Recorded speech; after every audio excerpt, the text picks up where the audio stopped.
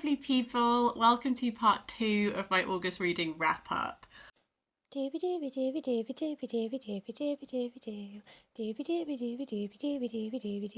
vlogs.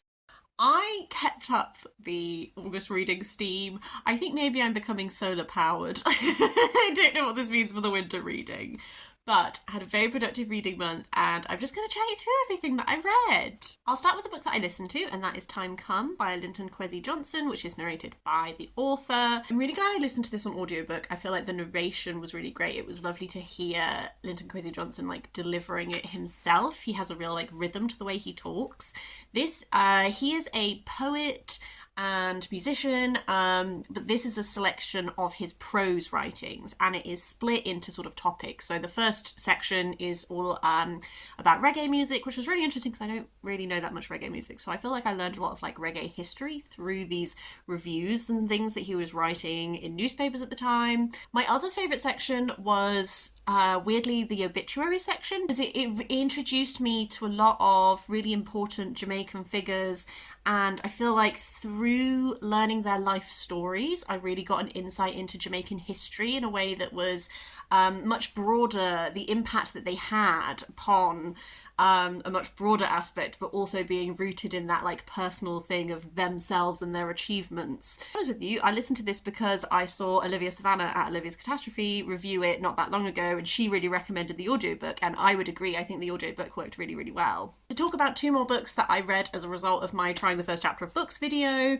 one was kind of successful, one was not. So I DNF'd The Thousand Autumns of Jacob de Zoet because by David Mitchell, because I was so bored. I read 80 pages of this, and it's set during a really interesting time of history. So it's when the Dutch were trading with Japan after Japan had started to open up to the world again. So I think it's a really interesting period of history. I found this so boring because Jacob de Zoet is like a clerk, and so much of this is just the intricacies of how this entire trading system works and boring conversations with people and all those kind of things. So I DNF'd this after 80 pages, and I felt vindicated because Charlie over at Charles Heathcote had also said that he was going to read it in August, and I posted on my Instagram story, I was like, does this get better? Should I DNF it? And he messaged me and was like, I'm also hating it. So we DNF'd it together, and that felt really good. This might be the end of my David Mitchell journey. I don't know. I keep doing this. I keep being like, no more David Mitchell for me. And then I read one I really like, and then I'm like, maybe more David Mitchell for me. This one didn't work. I don't know how it ties into Utopia Avenue, which potentially is the David Mitchell that I think I've enjoyed the most with the power of hindsight. I don't know, but I'm letting it go, which is a shame because this cover is beautiful, but it's not enough. The book must also be good. The one that I think is a success, for a while I didn't, is When I Sing Mountains Dance by Irene Sola, which is translated from the Catalan by Faye Lethem.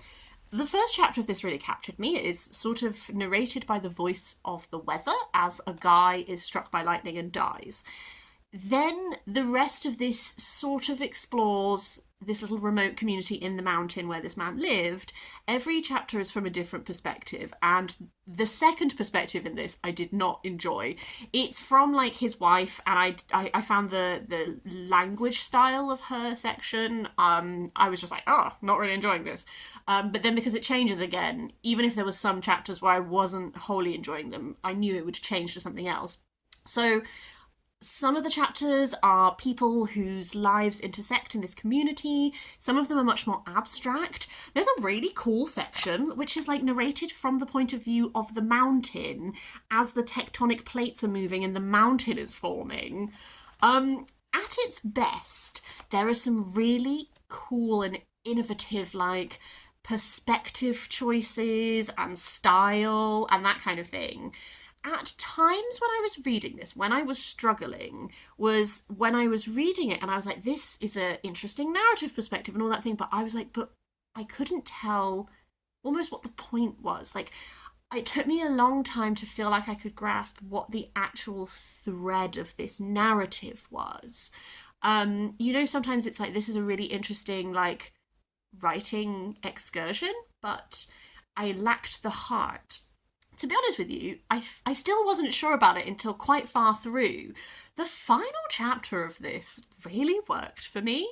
The final chapter sort of made the whole book click into place in my brain, and I felt like I understood what she was doing. I felt like a real like catharsis from the final chapter. I felt like because the first chapter is this man and dying, and then the impact, I thought it was going to be more about the impact of like losing this man, but there's another tragedy that happens in this, and it's almost like these threads of grief. And what I liked towards the ending was this bringing in of concepts of like forgiveness, and I don't know, I felt a real catharsis at the end of it. So I think I like it, but for a lot of it, I was really not sure.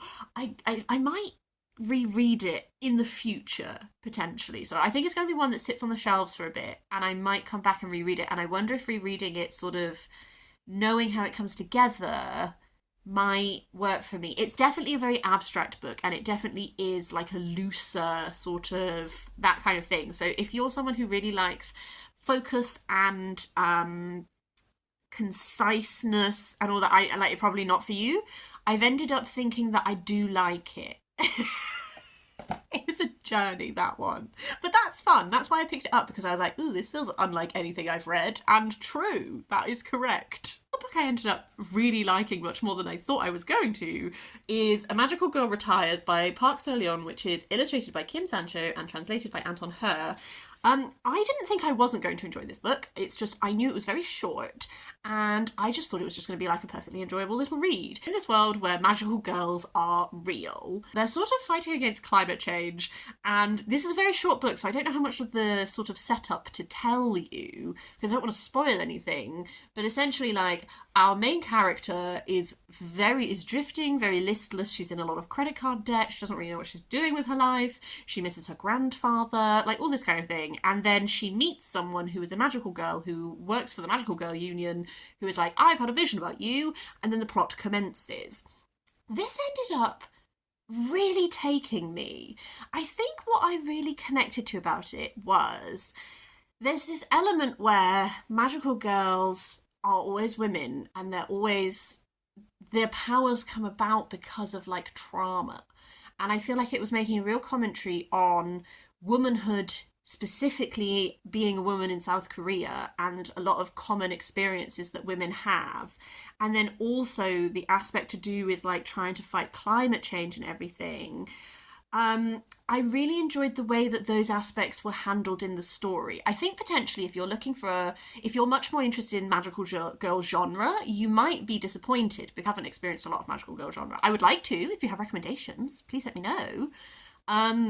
So it felt much more of like almost like a literary fiction that was utilising this conceit to tell the story. And I really liked that. It's been one that actually has stayed with me quite a lot. The physical book is stunning. I wish I'd bought it in physical copy actually, because it has illustrations throughout. The actual like hardcover is like really beautiful. So maybe one I might treat myself to actually. But one that I think I'm going to think about for a while. So that was really cool. My mum lent me Colour by Victoria Finlay. This is a non-fiction book that is all about colour. The chapters are split into like the rainbow. So it's like yellow, blue, violet, indigo, all that kind of stuff. And it is just like exploring, travelling through a paint box, that kind of thing. I wasn't sure if this would get a bit repetitive because I recently read Cassia St. Clair's book all about colour too. It worked quite nicely because there were moments of overlap, but this has much more of what was present in her other book that I read, Fabric, which is sort of a travel and memoir aspect where she goes on journeys to specific places to find out about certain pigments and moments of history. So you get much more of that, like, through a personal lens of a travel memoir and all of that. And that was a really interesting angle through which to explore things where sometimes I actually did know what the historic thing was because I've already read that other book. I didn't love it as much as Fabric, and I think the deciding factor why is that Fabric is actually, a lot of it is actually a grief memoir, And that grief memoir impacted me so strongly. So I did enjoy once more being taken through Victoria Finlay's perspective to these places. I think that almost because there is slightly less of her in this, I didn't do that like full on deep emotional connection, but I think that it's a really interesting and engaging exploration of colour and history and art and all that kind of thing. So Victoria Finlay, definitely still an author that I will be exploring further. I have her book all about jewels to explore, so might save that one for next year so as not to go too hard and run out of books in 1 year. Another author that I've been exploring over the last 3 years is Ngugi wa Thiong'o. I read Dreams in Time of War, which is the first of his memoirs. I accidentally read the second of his memoirs before this one because the way they were presented in the shop that I bought it from made me think it was the first one, but it wasn't. I think that this one, potentially had a stronger like structure than the second one did actually. This is very much like his childhood, his family. It sort of comes up to the point at which he gets into the Alliance School, and then the second book that I read was the Alliance School onwards. Ngugi wa Thiong'o is a very famous Kenyan writer. He is very politically engaged. He was imprisoned for his political views and that kind of thing. His older brother was involved in the Mau Mau rebellion, and it's really interesting getting a very personal view on moments of history, isn't it? Where you could read about them in a textbook, but then you could read this person's perspective where it's like, this is his brother, and he has another brother who's very much on a different side of this conflict, and that's really interesting. I always find it really interesting reading his memoirs and then reflecting on the fiction. I've not read that many of his fiction books so far, but I do want to explore the rest of his work further. I've only read Petals of Blood and The Wizard of the Crow, I think. And The Perfect Nine, but that's more of a mythology sort of thing. So I do want to explore the rest of his fiction. And even from those ones, though, from reading his memoirs, I can see the elements of his life and the experiences in his life that have influenced his fiction. It's not that his fiction is a retelling of his life, but you can see the aspects that have inspired certain things, and that's always so interesting. So I definitely want to continue with his memoir series, but I think I'd like to dabble back into his fiction again first. So I do want to get my hands on more of his writing when I can.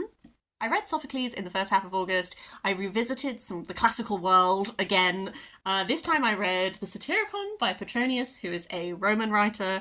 This is like a satire, but it's also very bawdy, very wild, that kind of thing.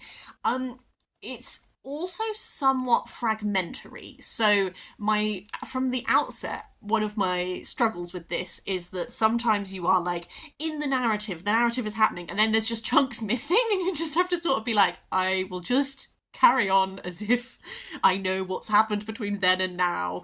But we follow this guy who has split up with his ex-boyfriend, but they're sort of still travelling together, but they're both arguing over this young man that they're both in love with, and then they get into loads of exploits. So like one whole section of this is they go to this dinner at this guy's house, who effectively, to put it in modern day terms, is very like new money. He's not subtle, he's very flashy, he's trying to like show off all of his wealth, and that whole section of the narrative is like people telling tales that sort of are boasting or that kind of thing. My favourite bit is that one guy tells a werewolf story, and I wasn't expecting like a Roman werewolf story in the middle of this.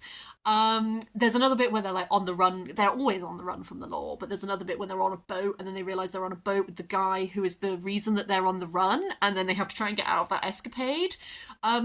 It's very bawdy. It's somewhat filthy at times. Warning.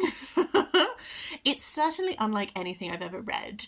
I definitely think, alongside the fragmentary aspect of it, sometimes I was like, I don't have the correct references to understand what is being satirised right now, for sure. But it has been a very interesting reading experience, and there were really fun little aspects in it. I think the downside is that because it is fragmentary, particularly towards the end, your like narrative bit, you're like...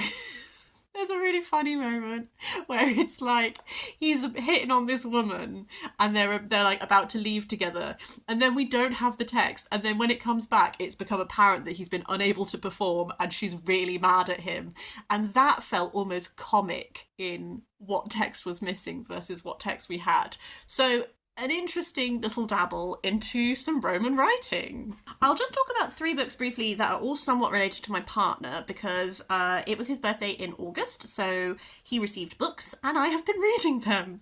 My mum bought him The Atlas of Unusual Languages by Zoran Nikolic.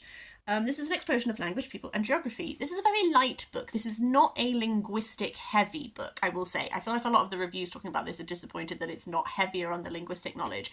It's more of a little introductory dabble. So you'll have like a map bit, an introduction into that topic, and then it goes and breaks down like some of the aspects of that and like what the language is and some fun information about it.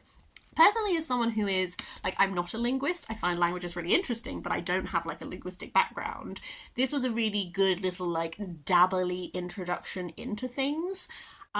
Definitely, if you are someone who is far more experienced in this, probably not the book for you, but if you are someone who is interested in, like, unusual languages, minority languages, that kind of thing, it was a really fun little dabble. The next 2 books I bought him, I bought West Country Rebels by Nigel Costley.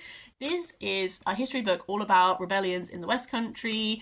I thought it was going to be far lighter, actually, because it has lots of pictures and stuff in it, but actually there's like a lot of historic detail and information and everything. Like, it's all very much like there's a lot of text actually when you break it down. This was just a really fun little, some of this I knew because I love history and I'm interested in the local history of where I live. There was a whole bunch of it that was really new information to me. This covers everything from like medieval rebellions to much more contemporary like labour movements and union action and that kind of thing. So that was a really interesting sort of like bulking out of knowledge moment. And the other book that I read that I'd bought him is Becoming Henry Moore. We went to a exhibition that was Henry Moore in miniature that was like, no statue was taller than 30 centimetres. It was really interesting. And my partner really likes Henry Moore, so I bought him like a print and all this kind of thing, but I also got some books. There's this one and there's another one that I'm probably going to read in September, to be honest with you. So this is an introduction to Henry Moore, biographical information, sort of like his influences, lots of pictures of his art, that kind of thing. I thought this would be really good because both of us were talking about in the exhibition, we were like, oh, I don't feel like I fully understand like his background and all of that. So if you are also if you also like Henry Moore and you want to know a bit more about him, his actual biographical information and influences on his work, this was good. The poetry book that I dabbled in was Loop of Jade by Sarah Howe. I thought I was going to really like this, and actually this was a bit of a miss for me.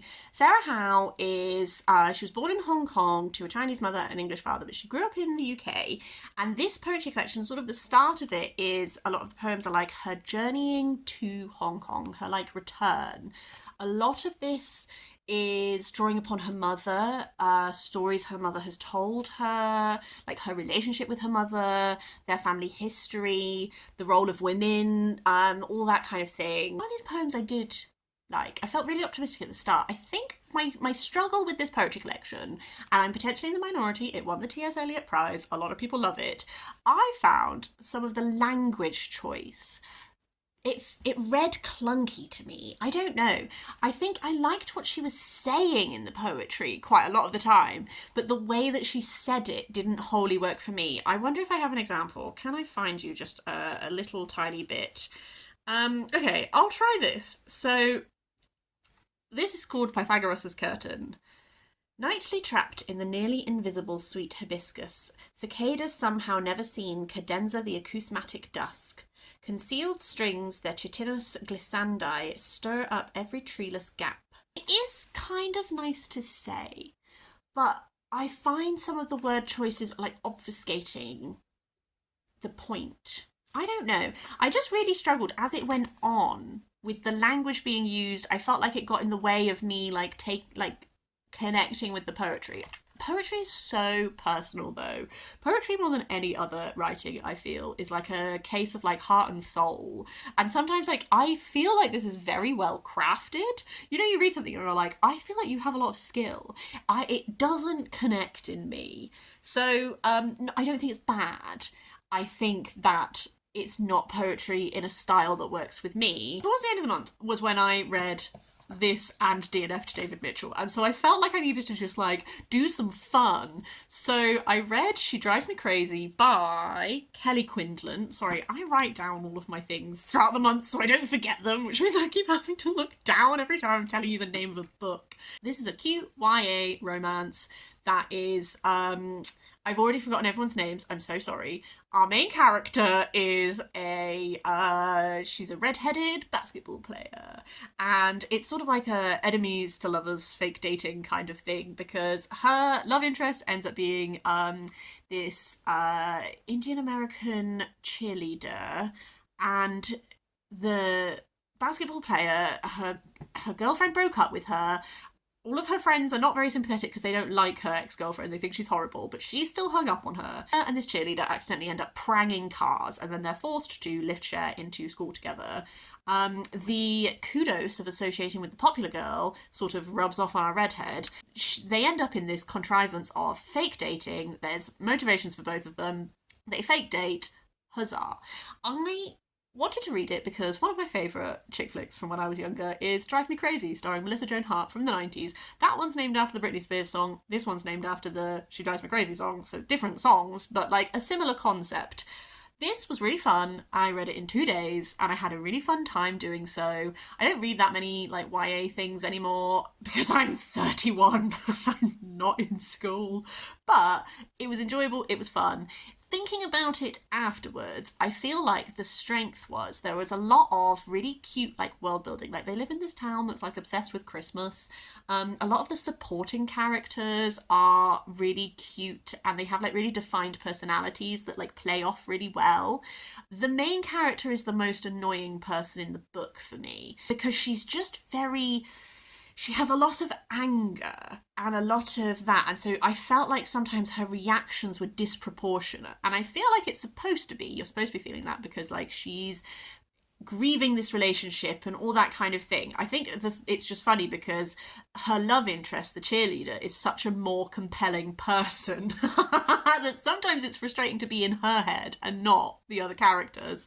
The only other thing I will say that, like, with hindsight after I finished it, when I was thinking about it, I feel like they didn't maximise the fake dating aspect of the text enough.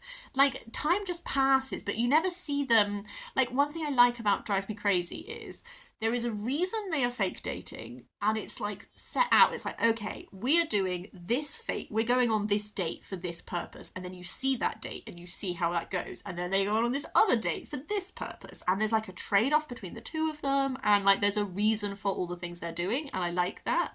This, you don't actually really see them do any dates. Like 6 months pass, and I was like, 6 months?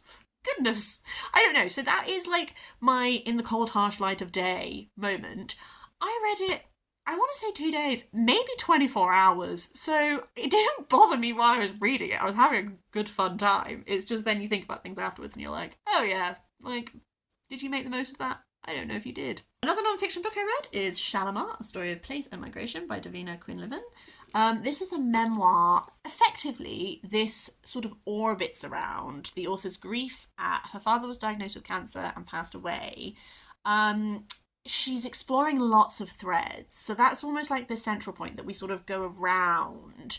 But really we're looking at her family history. She has family from lots of different places. So she has family from Burma, from India, from Ireland. There's loads of different family threads that are like woven together throughout this. Her sort of personal identity, like how she herself feels about her identity, and then the different places she lives and how that identity manifests in those different places. There's threads woven throughout of like nature and poetry and writing and all that kind of thing. So it reminded me a bit of Jessica J. Lee in sort of the style in which it's told. I prefer Jessica J. Lee's work, but I would say that it's very reminiscent of that. I did like this. I turned down a corner of one of my favourite bits is a chapter called Pigeon Blood, where she's talking about her relationship with her aunt and this like really special bond they have and how her aunt like taught her how to be fierce. And she has this beautiful bit where she's talking about how her aunt was like forbidden to do all of these things because she was a woman of a certain class and a certain time and everything. And so as a result, she taught the author to do all of those things that she was forbidden. And she just has this lovely bit where she said, when loved ones die, this is what we lose.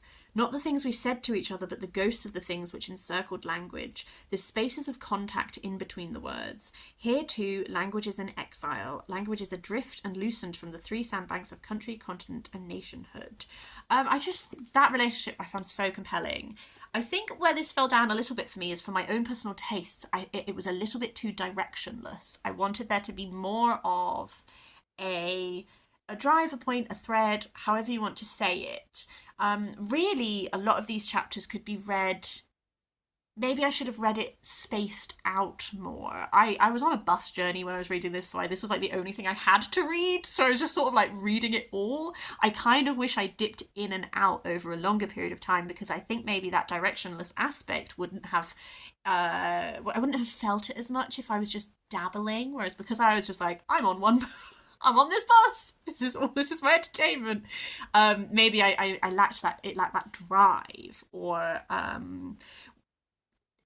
yeah. But it was an interesting memoir. I think it is very beautifully and poetically written, and I definitely think if you like Jessica J. Lee, maybe Nina Ming-Yao Powell's, that kind of thing, like this will definitely be doing a lot of a similar thing. Penultimate book, I'm so sorry, this is so long, is Running That Doesn't Suck by Lisa Jhung, and I listened to the audiobook, which was narrated by Christy Moreau. I've gone for 3 runs. Not a natural runner, but when I'm doing anything, I like to read books to inspire me. What I wanted from this book was just like, give me tips and knowledge. To be honest with you, I don't think audiobook is the best way to read this book. I gather that the physical book has running plans and infographics that all sound like they're very helpful. As an audiobook, this has a type of humour that doesn't wholly work for me. And she just spends a whole lot of time telling you things that I personally think are really obvious. Like, are you a morning person? If yes, run in the morning. If no, don't run in the morning. And it's like, okay, I could have said that. My favourite bits were the bits where she talks about, like, at one point she goes a lot into depth in, like, running kit and, like, what is and is not worth it.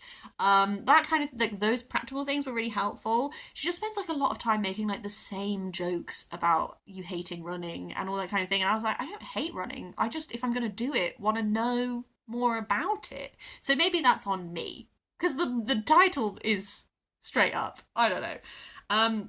Let's talk about the final book before we all grow old and die. The Wandering Fire by Gavriel. This is a reread for me. This is the second book in the Fionnevar Tapestry. I read the Fionnevar Tapestry for the first time over 10 years ago, and I reread the first book probably about 4 years ago, so I've been really taking my time. This is fantasy world. It's very much in like the Lord of the Rings fantasy vein. The first book follows 5 people from our world who come into Fionnevar. There is a big foe, and if they cannot beat him, the ramifications will ripple throughout all worlds and that kind of thing. So there's quite high stakes. Reading this, having now read Lord of the Rings, I see the influence so strongly. I also know that Gavriel was like an assistant to Tolkien at some point and that kind of thing. I can see the Tolkien impact, both in the world building, like what are effectively elves, the way they are dealt with, very Lord of the Ringsy. There's the Dalray, which are very much like Rohan, like horse people, like as in people whose society is tied to like horses, although they're slightly different creatures in this world. Lots of that sort of world building aspect I now see. A lot of the way that he writes, I now see the Tolkien influence on, which I hadn't before when I'd only seen the films, because you don't have like the narrative style aspect. So I see that a lot now. And this strand element that is small things make a difference, that I wholly see.